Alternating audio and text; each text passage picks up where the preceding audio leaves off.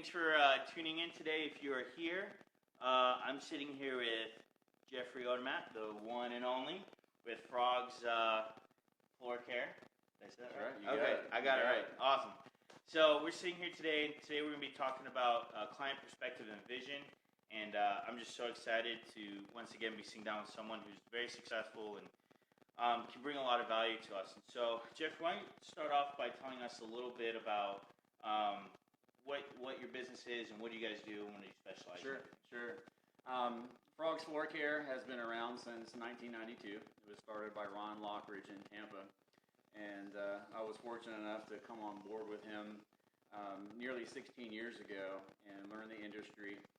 Before that, I was an air conditioning and heating mechanic, so I had already been in the residential and commercial service for about 7 years prior to carpet cleaning.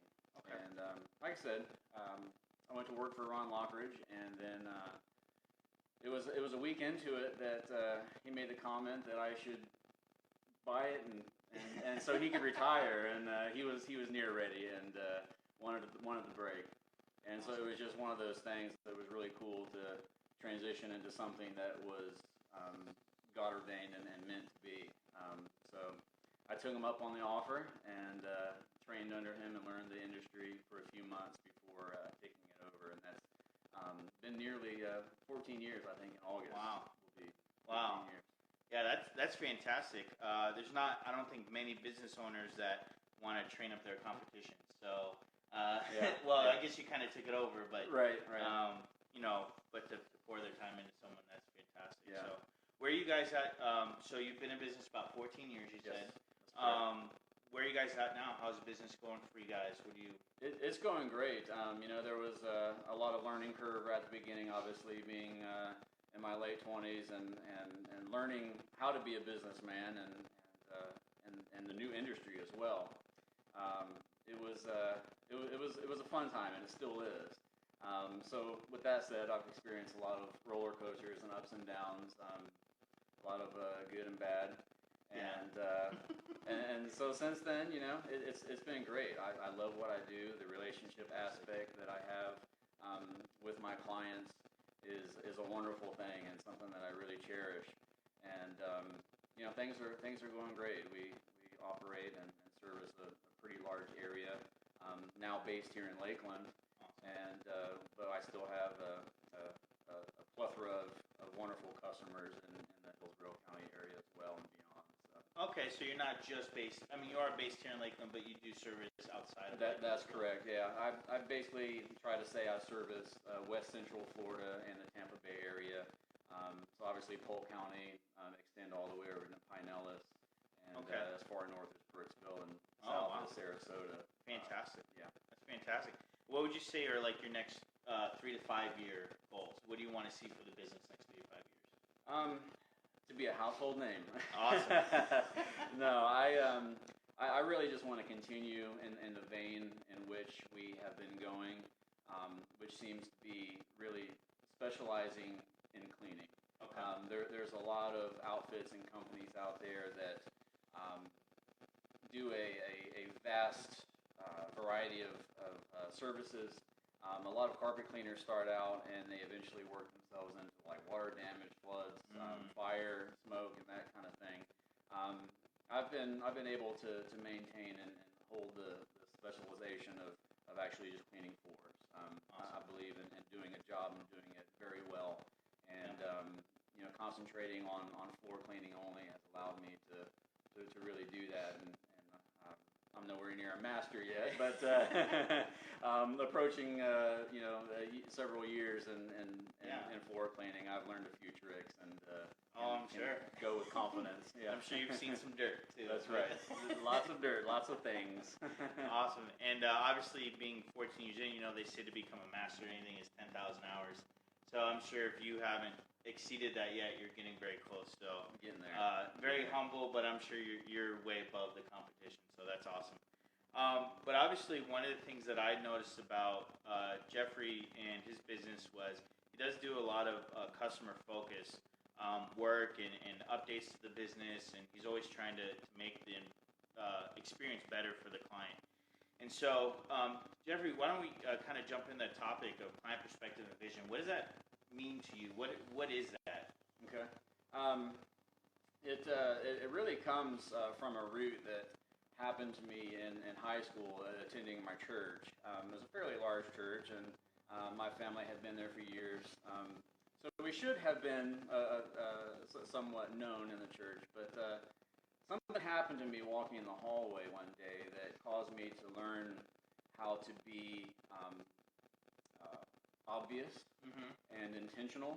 Okay. And time and time again, I would walk through the hall, and there would be someone walking on the other side, and we would pass. And seeing the person coming, I would prepare myself to greet them, to say hello, and even shake a hand or hug, whatever. Yeah. And just time and time again, I would experience the other person just putting their head down and walking on by. Yeah. And as someone at church, I was like, well, why would this person do this in church of all places? It should be a great place to get a high five or something. That brought to light something for me that I wanted to be more intentional. Awesome. Call it rebellious at the time. Yeah. I was a 6'4", 290-pound lineman in high school. I couldn't be missed. But nor did I want to be. Yeah. I wanted to be interacting with those around me. Yeah. And so from that experience, I learned that I should be intentional in what I do with those around me. Take a step out and make them come out of their comfort zone as well, because let's face it, someone might be shy, right? Absolutely, or they just might be off in their own little world. Right. But I want them to get to know me, and so I learned from that to be intentional and actually say, hey, make them look up from what they're thinking or wherever their mind is, and notice me, and be able to start a conversation, and a relationship with that person. So with that said, being the root of how I've developed customer vision, client care, quality, I've really taken that to use the golden rule of doing to them what I would want them to do to me, and that goes back to just being intentional, right? And making the first step. Yeah. Maybe being a few steps ahead of their thinking, or try to do something first before they have to say it to me. Exactly. And so I've just kind of carried that into how I operate and do business with my clients, whether it be residential or commercial setting. I want to always just be a few steps ahead, at least one if I can. Right. But obviously I strive to do more. But I want to take steps to make sure that they're comfortable with me. Yeah. Make sure that they understand that I'm there not just to clean, but while I'm cleaning, I want to protect their home. We put up caution signs. We use wall protectors. We've just introduced a seal door so that we can keep critters and out and AC in.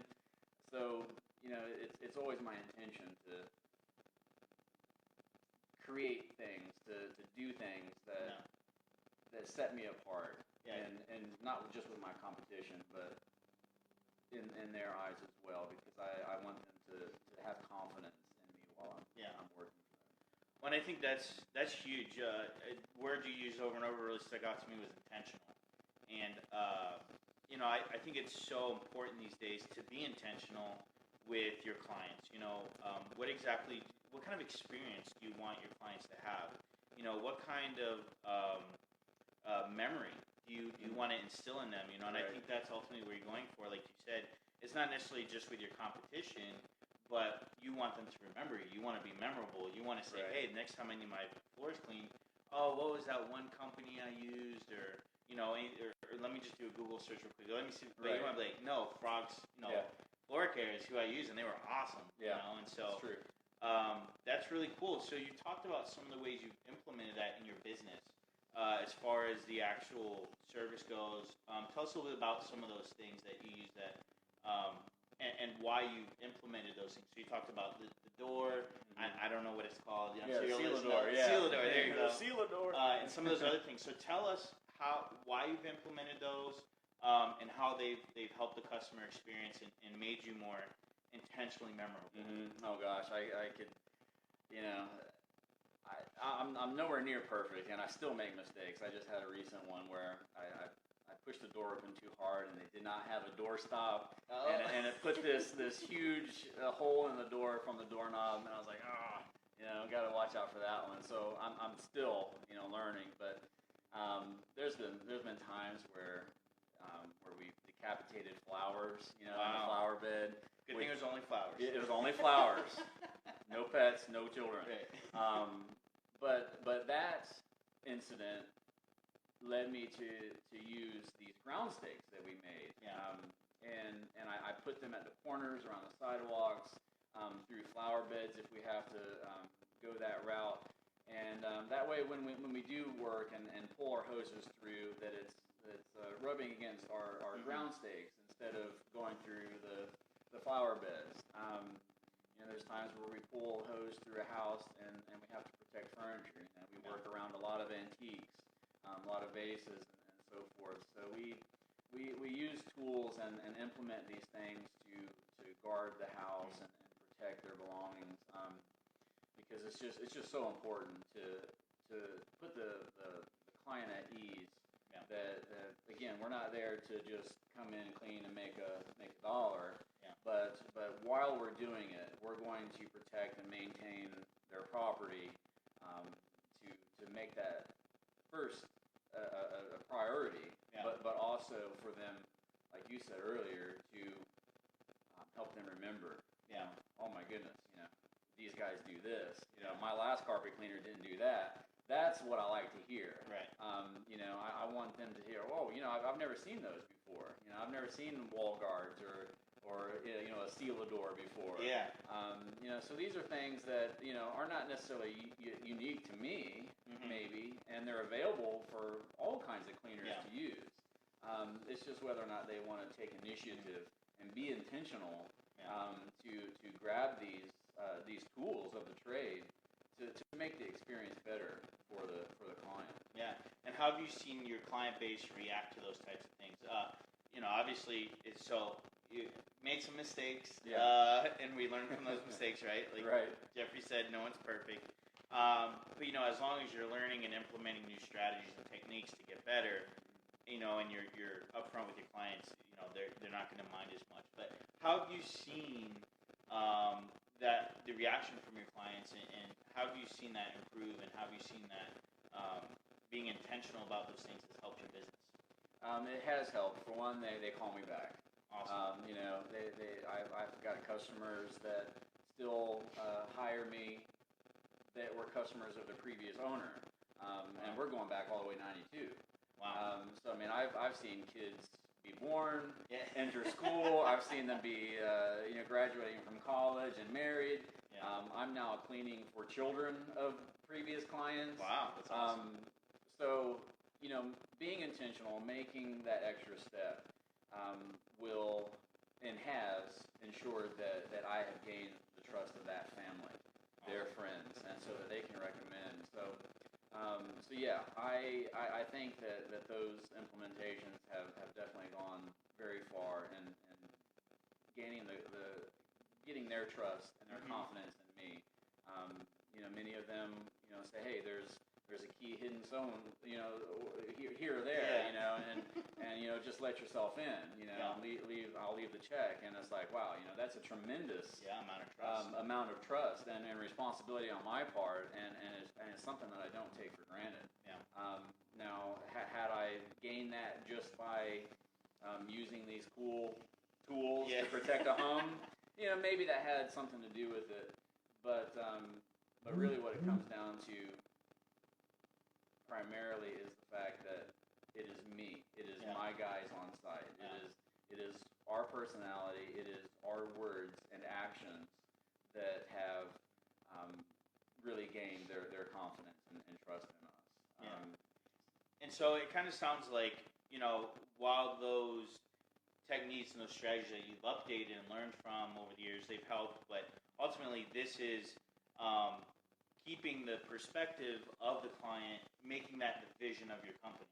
And so we talk about client perspective and vision, but really that's your heart and soul of your business. Like, hey, we do these things, but that's really the what you do, right? And the why you do it is because, hey, I want you to remember us. Right. And so I think in business it's always so important, again, being intentional, keeping your client's perspective of you, whether it's through surveys or whether it's through, just asking like, hey, what did you like? What would you like better?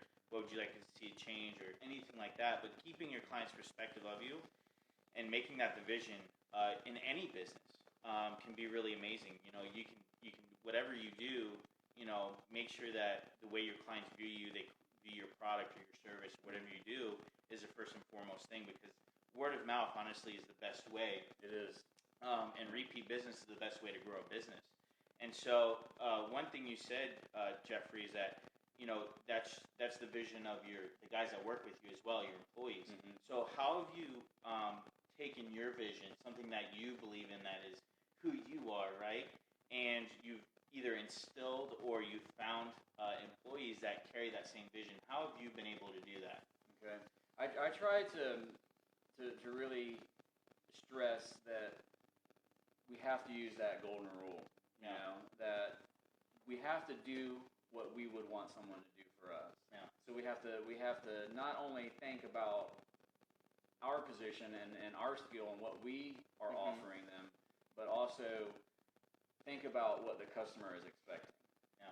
To put them first, to always put their needs or expectations ahead of our own, but yet realistically bring about truth and reality to the customer to make a nice blend in order to create that awesome experience that we want them to have. So we have to always think, and we talk about it. We do it in a fun way. We sometimes have serious times where we communicate ways to address issues and concerns. But it just really comes down to just being human and thinking what I want to happen if it were my home. Do I want the door swung wide open?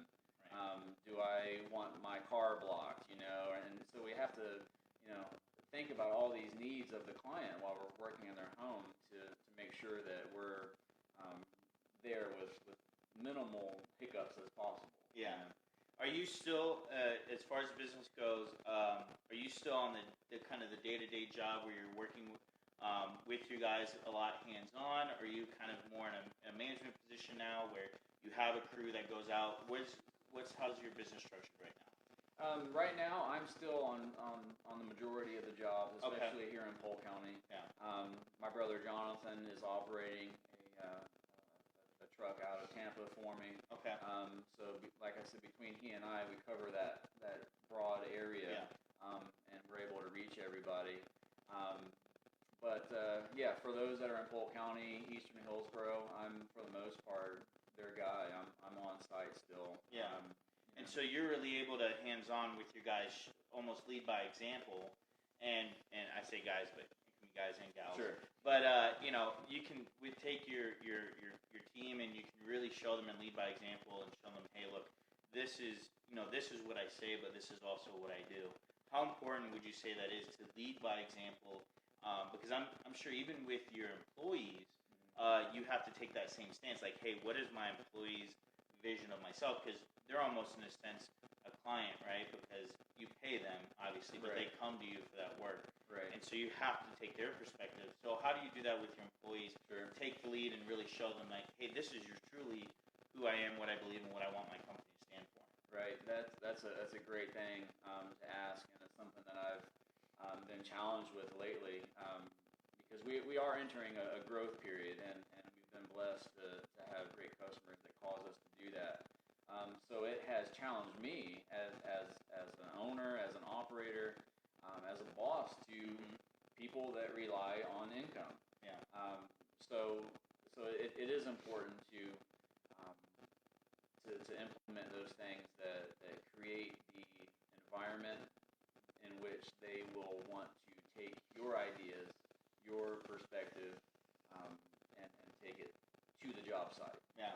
how do you implement those things specifically? So what are some things that you do with your employees that make that, hey, this is truly what we're all about? Simply, what I have been doing is leading by example. I try to be on site more instead of concentrating, just on my territory. I also am challenging myself to show up on their jobs, whether it be by surprise or with them for the day, because it's important that they see that I am involved with them. And it's not something that I've always done. That's been something that has not been a highlight for me, and I'm not proud of that.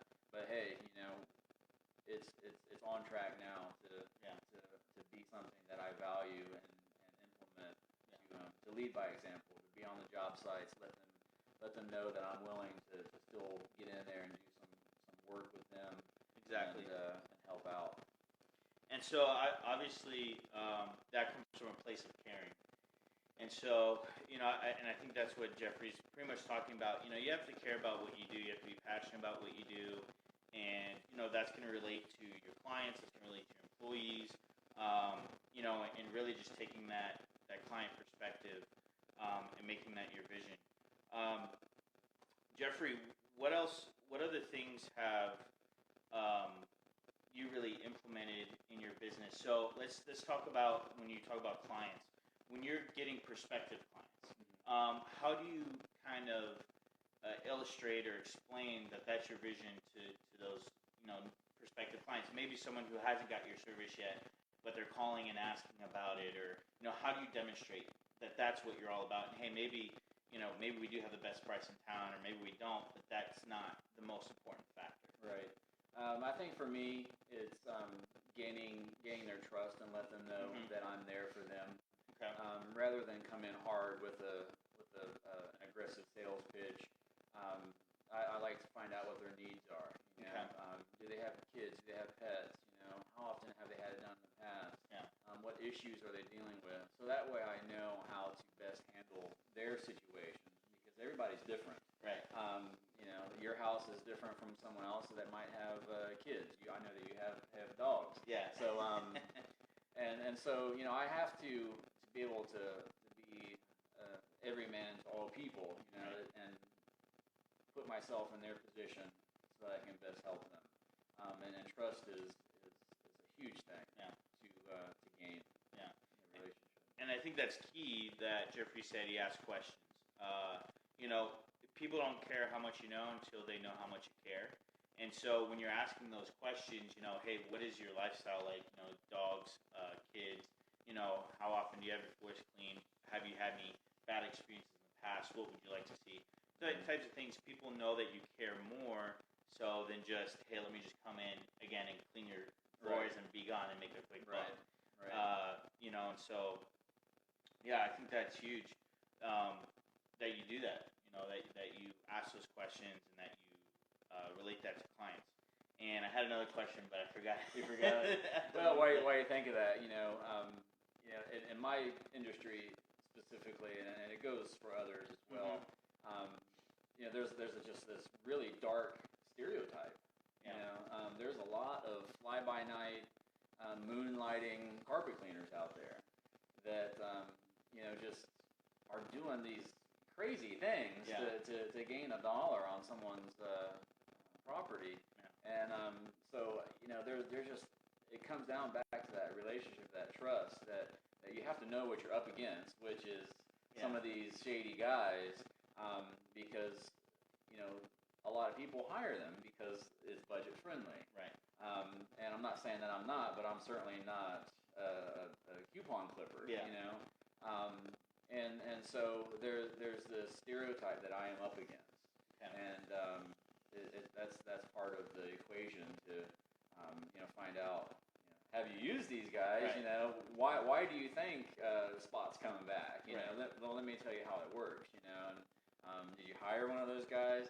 And so I never badmouth anybody, but it does help to know some history and their concerns so that I can absolutely better tackle the situation. And obviously having that vision, keeping the client first will set you apart from that. And so the question I had was, going back to mistakes, right? So we've all made them. We've all had those oh dang moments, right? Yeah. What do I do now? But how would you say you guys recover from those mistakes? Obviously, you've implemented some strategies, but let's say you open a door too quick and you leave a hole in the drywall or something. How do you?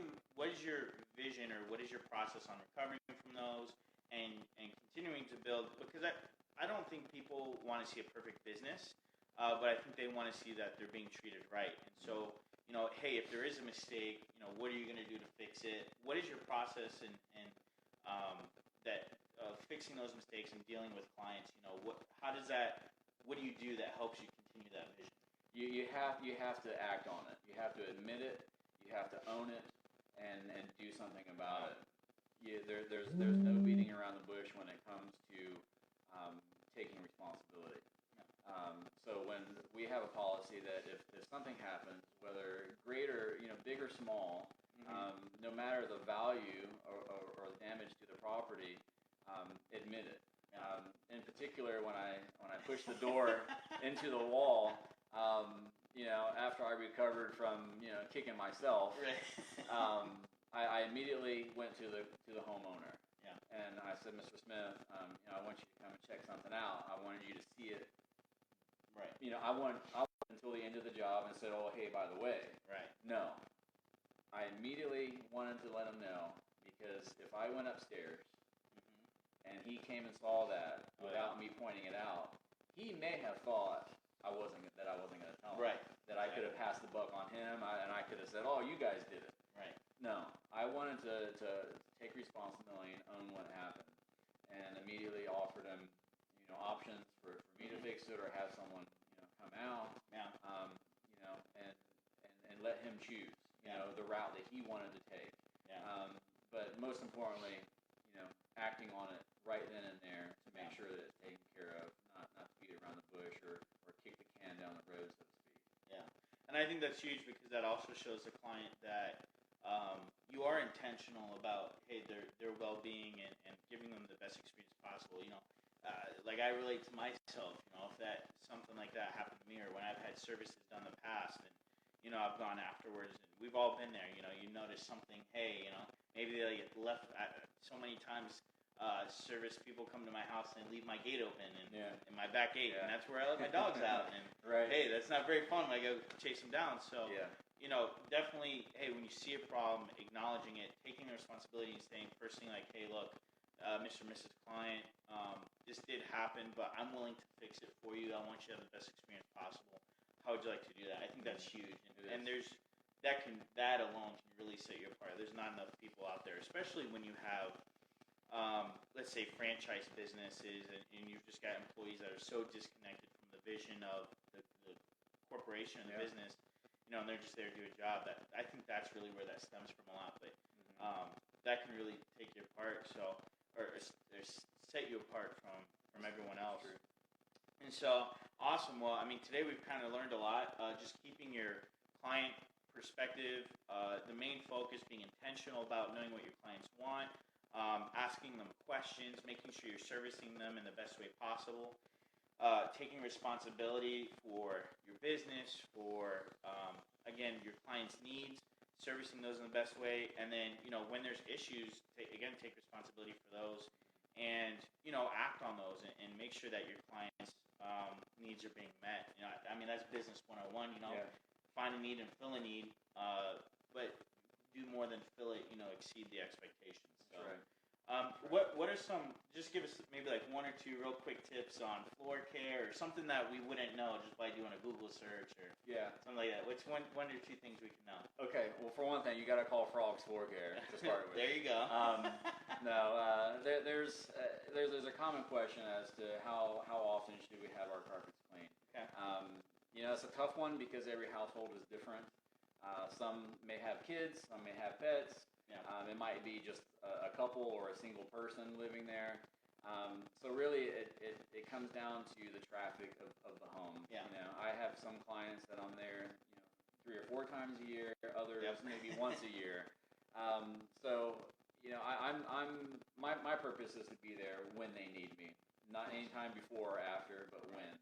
And once you have me in your home, to bring your floors to a good standard of clean, we can then look at the calendar months from that point to determine, the next cleaning.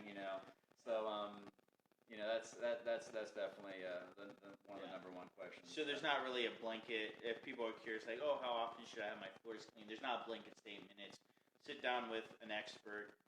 Make sure you have a strategy in place. That's right. And you had told me just real quick before we started this that there's some health benefits.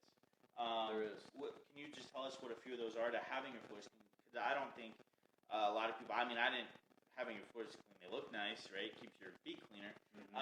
But what are some of those health benefits that we can look for? Right. Well, if you have a household with kids and pets, one or both, there is that possibility for contamination. I mean, for bacteria to form and remain. So for obvious reasons, you want to clean up after pets. Right. No one wants to sit in kid snot, on the couch either. So those are varying, factors that come into play for sure.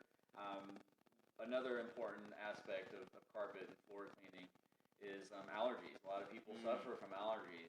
Yeah. And a common misconception there is about carpet is that it's not good for those with allergies. And it's actually false. Okay. Carpet is the number one suggested type of flooring for those with allergies because it actually acts as an air filter. So ideally and theoretically, you want to have carpet in your house because it traps the airborne pathogens. Okay. It keeps and holds dust. Yep. And then you are to have a regular maintenance program with your vacuum cleaner in your home. So you want to be able to vacuum once or twice a week as needed to control those pollutants that do land on the carpet. And in theory, scientific research has been proven to limit the amount of airborne allergens that people would contend with otherwise. Very interesting. Yeah, it's a cool little true or false there. Yeah, that's very interesting. All right, guys. Well, we're gonna wrap this up, but we thank you guys for tuning in. Obviously, there's Geoffrey Odermatt. Geoffrey, how can they get a hold of you if they have any questions? You can check us out on frogsfloorcare.com. Excuse me. You can also call or text if you're in Polk County at 863-510-7030. And if you're elsewhere, you can call our main line, 813-960-3764. You can call or text anytime. I'd be glad to help out. You can also check us out on Facebook. We've got many frog fans there and friends that share the love of the frog family. Awesome. All right, guys, so that's going to be it for us today. Definitely call Geoffrey if you guys have any questions, and we hope you have a great Wednesday. Thanks. Thank you.